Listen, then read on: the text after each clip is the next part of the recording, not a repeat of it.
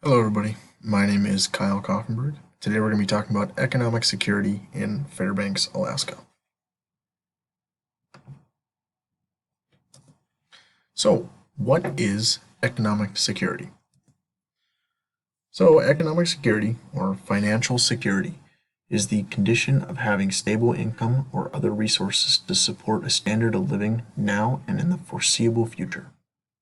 It includes probable continued solvency, predictability of the future cash flow of a person, and employment security or job security. So financial security more often refers to individual and family money management and savings. On the broader term, it affects the society's production levels and monetary support for non-working citizens. So now that we have a basic understanding of what economic security is, let's conduct a situational analysis on the Fairbanks, Alaska area itself. So Fairbanks is located in the center of interior Alaska. It is the transportation, trade, and service center for the vast interior and northern regions of Alaska. It has a population of 99,357 and is the second largest borough behind the municipality of Anchorage itself. Uh, Fairbanks, the use of natural gas for heating, it remains very expensive compared to Anchorage due to lack of distribution system and a lower cost of supply. There are many military bases, Fort Wainwright Army Base and Eielson Air Force Base, that surround the area and the borough and support up to 40% of the total employment. Active duty levels have been declining slightly in recent years, but soon Eielson's about to receive the new F-35s, which is about to add 3,000 people, including dependents and additional private contractors. Uh, there's also the university. The University of Alaska Fairbanks, UAF, is the oldest and flagship campus of the UAA system, or University of Alaska system. It has been continued student uh, increase has been seeing continued student increases recently, while other campuses have declined.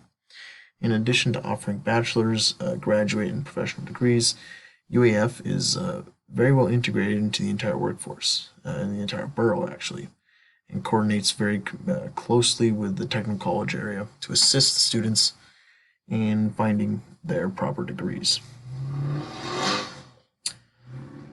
There has been a long-term decline in the volume of the oil production, but the recent fall in oil prices has been particularly adverse effect on the public. Mining is also growing much faster in the area than statewide, particularly gold mining, but sand and rock mining is also as well. When it comes to employment, accommodations and food service are key sectors in one of the major clusters of the region. So now we have a little bit of a situational analysis of what is really going on with our Fairbanks area.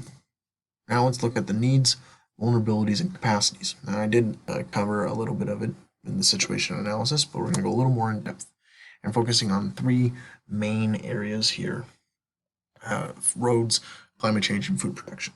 So, roads. Since Fairbanks is one of the major transportation areas of the entire area, it has railroads that stem out of it as well as airports. Now, something known as permafrost, which is the freezing or unthawing of the ice above the outer layer, it'll start to cause problems. It melts and then it'll destroy roads. Now, this creates a humongous problem, as now the city is going to have to spend money and rebuild the roads.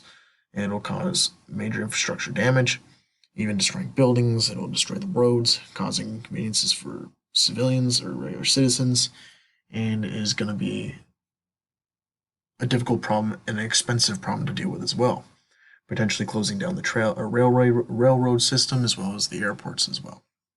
Another one is climate change. Climate change plays a large factor, as seen in all the other securities we've done so far. Climate change seems to be affecting everything, so economic, food, and even human security. Climate change, Fairbanks is located in Alaska, and it goes from two extremes. It goes very extremely cold, -60, -50 in the winter times, to 70, 80, 90 in the summertime. So you have two extremes. You'd also see in the time of the day. Uh, it'll go for daytime for 23 hours a day, and it'll be nighttime for 18, 20 hours of the day as well. So it's climate change is a very real thing. It's causing the permafrost or the permafrost to melt, the ice caps to melt, which is well affecting the subsistence users. So you have a big food problem, especially in the Fairbanks area. People that are subsistence are living off of the land. It causes migration in the food capacity there. And again, when the climate change is making it difficult for farmers to actually farm. And that leads us to food production. So, since 2002, Fairbanks has been increasing its share of statewide crop production. Farms in Fairbanks tend to be larger than anywhere else, but the average size is actually decreasing as the number of farms increases. They are experimenting with a number of new crops to the local climate due to the fact that we have such a short growing season here. So, that was a little bit on the needs, vulnerabilities, and capacities of it. We're now going to move into the security strategies or things that we can do to help make Fairbanks a little better. So, lower and stabilize the energy costs by expanding the energy portfolio with a focus on local resources.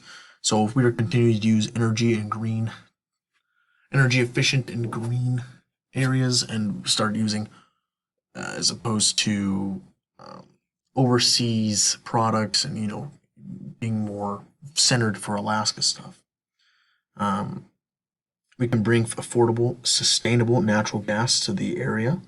Again, it'll help decrease the prices and make it a little easier for people that are living here. We can support geothermal energy production in and around the interior region. Again, that's going to help with the global warming and it'll help put an effect for food security, energy, economic, everything like that. I will find ways to recover and use waste heat to heat buildings and greenhouses. There's a lot of wasted, especially in the North Pole area, the North Pole, or the Fairbanks North Starborough. The building construction and building codes is not enforced, so there's a lot of individuals who are living in the community with not well done houses. And then finally, we can also support University of Alaska's Fairbanks research to find new ways to provide affordable clean energy in the area. So these are basically the most important things that can help with making Alaska or Fairbanks better in the economic sense. Thank you very much for watching or listening to me. Thank you very much.